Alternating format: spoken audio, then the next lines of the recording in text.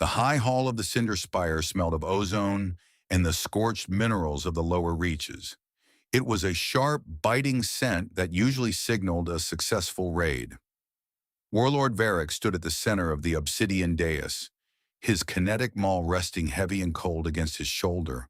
He was young for a warlord, his adaptive plating still bright and free of the deep scouring that comes with decades of atmospheric re-entry. Around him, the court of Matriarch Vanya was a sea of shifting colors as the nobility adjusted their thermal regulators to match the festive heat of the chamber. Varric raised the maul. He began the reenactment, his movements wide and theatrical for the benefit of the recording drones. He described the way the Terran settlers had scattered. He spoke of their supposed cowardice, and how they had huddled in their habdomes and begged for mercy that his narrative DNA forbade him from giving. A rhythmic, metallic ticking came from a faulty environmental sensor near the ceiling. It was out of sync with the music, a small, persistent defect that Varric noticed only because his internal processors were searching for a reason for his own restlessness. The sound was tiny, it was irrelevant, yet it grated against his internal resonance. He swung the maul through the air, the deactivated head whistling. "They fell like dry grain before the harvest," Varric declared, his voice booming through the hall's acoustics. He looked toward Matriarch Vanya, seeking the shimmer of approval in her bioluminescent crest. She sat motionless, her density anchors humming a low, stabilizing frequency that kept her massive frame anchored to the throne despite the spire's shifting gravity. Near the shadows of the western pillars, a lone figure stood in a slate-gray uniform. Arthur Thorne, the Terran exchange officer, was as still as a statue. He did not cheer, he did not recoil. He simply watched with a gaze that felt like a cold diagnostic scan. The story of the conquest was meant to be a masterpiece of military glory. Varric felt the heat in his core rising, a physical manifestation of his pride. They were rebels, or perhaps just, no, they were designated hostiles by the matriarch's decree, and that was sufficient. The logic of the spire was absolute. To question it was to invite a structural failure of the self. "Stay with me, Awi, and I promise you will witness the moment a single word of truth shatters the foundation of an entire empire." "Is there a reason the Terran representative remains silent?" Matriarch Vanya's voice was a tectonic shift, deep and vibrating. The music stopped. The only sound left was the ticking sensor.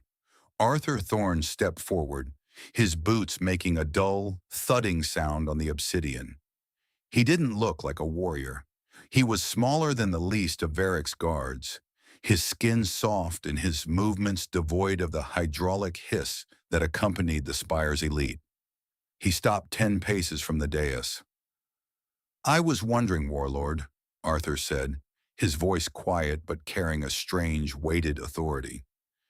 "If your kinetic maul ever met a shield, or if it only met the soft tissue of those who were running away." The hall went cold.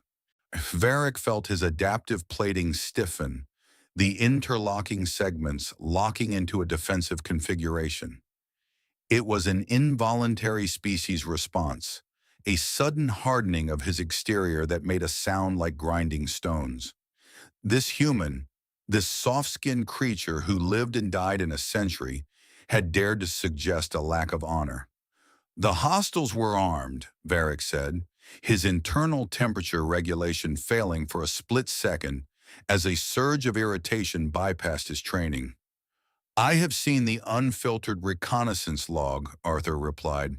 He didn't raise his voice. He didn't need to. The miners on the perimeter had no kinetic mauls.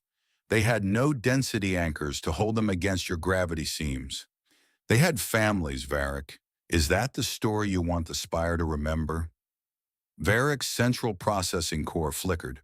As he reached for a rebuttal, a sharp military dismissal that would silence the exchange officer and restore the festive mood.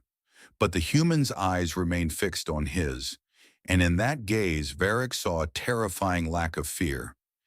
It wasn't the frozen terror of a victim. It was the calculated stillness of a predator that had already seen the end of the fight. "You speak of things you do not understand, Terran," Varric spat. He felt a sharp resonance in his chest plates, a harmonic vibration of anger that threatened to crack his composure. "Our culture is built on the strength of the conquest. We do not apologize for the efficiency of our weapons." "Efficiency is a word used by people who are afraid of the mess," Arthur said. He reached down and performed a quick, rhythmic two-knuckle tap against his own thigh. It was a mundane gesture, in a Terran habit of no consequence, yet it drew Varric's eye. "I am not here to humiliate a warrior. I am here to correct a story. If you believe your strength is more than just the weight of your armor, prove it." Varric laughed, though the sound was forced and lacked its usual resonance. "You want a duel? With me?" "I want a sanctioned match," Arthur corrected. "No powered armor, no kinetic mauls, just us in the arena's gravity seams. If I win, the matriarch releases the full reconnaissance logs to the public record. If I lose, I will personally sign a confession of Terran espionage and accept whatever execution you deem fitting." The court erupted in a wave of bioluminescent flashes, colors of shock and amusement clashing in the air. Varric looked at the matriarch. She was leaning forward, her massive hands gripping the arms of her throne. The gravity around her seemed to thicken, a sign of her intense focus. "A challenge has been issued," Vanya said, her eyes fixed on Arthur. "Do you accept, Warlord? Or has the Terran found a fracture in your resolve?"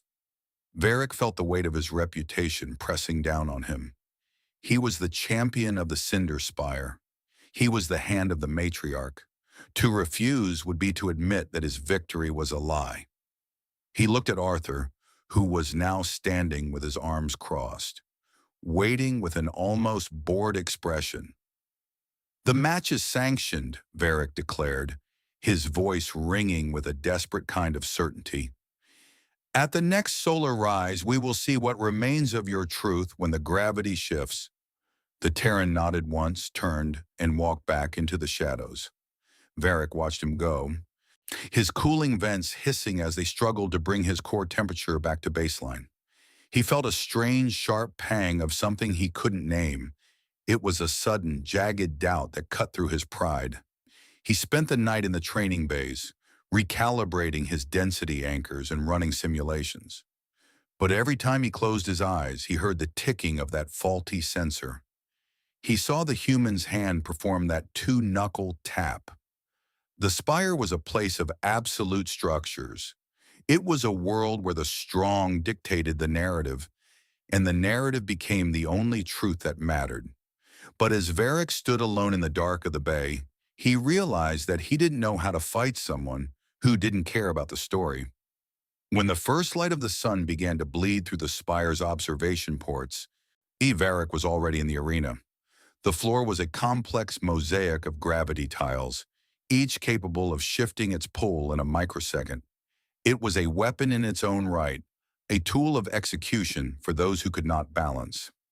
Arthur Thorne arrived precisely on time. He was wearing a simple, tight-fitting exercise suit. He had no weapons. He had no armor. He looked fragile. "Ready to lose your life for a footnote, Terran?" Varric asked, stepping onto the arena floor. Arthur didn't answer. He simply took a breath, his chest expanding in a slow, controlled rhythm. He moved to the center of the ring, his feet finding the seams of the gravity tiles with an ease that shouldn't have been possible for a human. Varric felt his internal resonance beginning to shift again, a low-frequency hum of anticipation that felt almost like fear. He suppressed it. He was the Warlord. He was the one with the kinetic maul. Even if he wasn't allowed to use it today, he had the strength. "The floor records every movement," Varric whispered, more to himself than to his opponent. but it cannot measure the weight of a choice. He moved first. Varric lunged. He expected the human to break under the sheer mass of a Spire warrior, but Arthur stepped into a gravity seam, letting the localized density pull him downward and out of the path of the strike. It was a fluid motion, one that mocked the rigid discipline of the Cinder Spire's military manual. Varric's internal processors screamed as he overextended. His cooling vents worked overtime to shed the heat of the failed momentum. "You rely on the weight of the spire," Arthur said. Varric turned, saw his armor rattling with a metallic sound that signaled his growing frustration. He swung again, a wide arc meant to catch the human in the ribs. Arthur didn't even jump. He simply pivoted on the ball of one foot, his hand reaching out to tap Varric's shoulder plate, a gesture so light it shouldn't have mattered. But it felt like a brand. He missed. As the duel continued, the sheer atmospheric pressure of the arena's shifting gravity fields began to take its toll on Varric's heavy armored frame, forcing his servos to whine in protest as the human moved with a terrifying, ghost-like efficiency that suggested he wasn't fighting a war, but rather correcting a catastrophic error in the world's fundamental geometry. The floor it moved too fast. Varric found himself struggling to predict where the next gravity seam would open, while Arthur seemed to inhabit the gaps between the shifts. The density anchors in Varric's heels began to stutter. The spire's technology was built for dominance, for the crushing weight of authority, not for the surgical precision required to track a target that understood gravity as a tool rather than a constant. There was a subtle servo latency, a delay of perhaps 3 milliseconds, between Varric's intent and the armor's response. In that gap, Arthur lived. Varric charged one last time, his core temperature reaching the red line. He threw everything into a crushing tackle, but Arthur wasn't there. The human caught Varric's wrist, used the Warlord's own momentum, and guided him toward a high-density node. Varric's armor slammed into the floor, the gravity pulling him down with the force of 10 suns. His plates groaned. A stress fracture appeared across his chest. Arthur stood over him. The human's pulse was visible in his neck, steady and slow. He raised a hand, but instead of a strike, he performed the two-knuckle tap against Varric's cracked plating. It was the same gesture from the night before. "The fatal opening," Arthur whispered. "I found 6 in the last minute. Why am I the only one who sees them?" Varric looked up, his bioluminescence fading to a dull ash gray. He was beaten, not by a weapon, but by a lack of it. He saw the matriarch rising from her throne, her eyes fixed on the display screens that were now broadcasting the truth, the real logs of the massacre, unlocked by the duel's completion. Varric realized that his victory had been a cage, and Arthur Thorne had just broken the lock. In the silence that followed, Varric noticed a purple smear of fruit preserved on the matriarch's ceremonial cuff. It was a triviality, a remnant of the feast he had interrupted, but it stood out against her regal stillness. The Terran was lucky, or rather, correction, he was calibrated to a degree that made luck irrelevant. "I am not here to humiliate a warrior," Arthur repeated, offering a hand to the fallen warlord. "I am here to ensure you never have to kill a child again to feel strong." Varric reached out, his heavy gauntlet meeting the human's warm, bare palm. 5 solar cycles later, the Cinder Spire was no longer a place of slaughters. Varric stood before his new recruits, his armor unpainted and honest, watching as they practiced the fluid movements Arthur had taught him. He approached a junior guard and offered a sharp, approving two-knuckle tap against the recruit's shoulder. The transport ship carrying Arthur Thorne was a fading spark in the upper atmosphere,